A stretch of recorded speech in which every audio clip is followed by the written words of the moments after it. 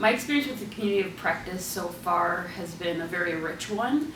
I think this is a very complicated issue. It seems very simple on the surface, but when you get down to the complexities of the implementation, streamlining can mean something very different from a nonprofit grantee end and from a foundation grant maker end. So I think it's really vital that we're bringing both of these voices together along with national experts who are bringing in some really great data to guide us on some of these implementation measures. I decided to participate in the community of practice because I saw an excellent opportunity to contribute meaningfully to Chicago's philanthropic community in terms of increasing dialogue between obviously the philanthropists, the foundations, and the nonprofits who receive those grants and those donations. How can we be most effective working together, working in partnership? To be very honest with you, the very first meeting, I was wondering if I had made a mistake, because as a funder, I felt a little bit like I had a target on my head. I didn't. It's gotten so much better and become, I feel like we're this very cooperative group that brainstorms and are able to come up with something that we wouldn't necessarily be able to come up with as individuals. And I love that I've been exposed to a lot more of the not-for-profit point of view, because I feel like I take it with me into my work and I think about it on a regular basis. And it's also been great that a few of my grantees are also in the group, because that helps reinforce the dynamic of everything that we're talking about. I was very surprised by how much work it takes to complete an application and a grantee report. That was one of the very first things that I learned. Because after the first meeting, I went back and I emailed all my grantees just to ask. And I had an idea in my head of how long things took. And they basically came back with time frames that were 4 or 5 times longer than I imagined.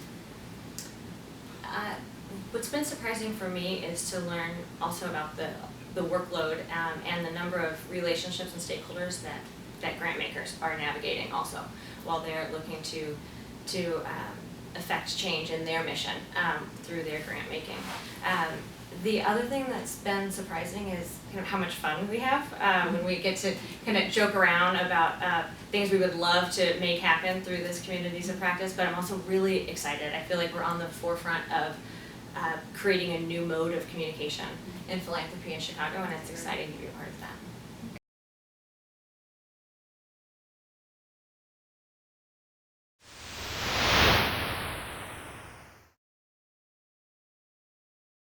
I hope that we can get to a point where we all understand that administration, being able to fund true costs for nonprofit organizations is extremely important in order to have good programming.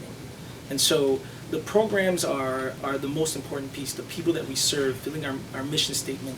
And even in conversations here, when we start talking about the different buckets that you have to put things in and cutting down on administration, and I have this mental picture in my head where we're having this discussion about reducing administrative costs to less than 10%, while there's somebody who's a victim of domestic violence that's waiting for services, or where there's a young person that wants to be involved in the arts, but we're spending so much time thinking about and talking about how do you break up administration fees and administration costs so that we can be under 10%, that we're missing the boat on helping more people.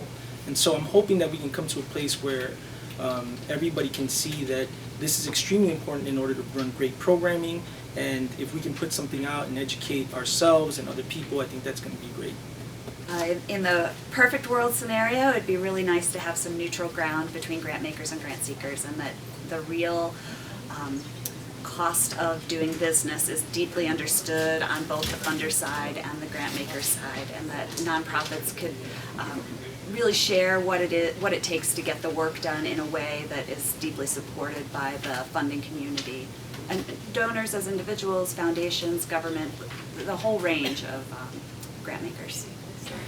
So it's been great. I've loved coming together with other grant makers as well as our grant-seeking partners, and had an opportunity to have really open dialogue. It's been great to be able to talk with folks knowing that we're all kind of on the same team in this together, trying to figure out this meaty issue and understand it a little better, and hopefully put out some standards that others in our nonprofit community can join us around. I really feel like we have this moment in time with the markets having collapsed and the ebb and flow of the nonprofit sector and how the interplay works, that we have this moment to really change the way we do business, and I think we're right at the cusp of coming up with some really innovative ideas.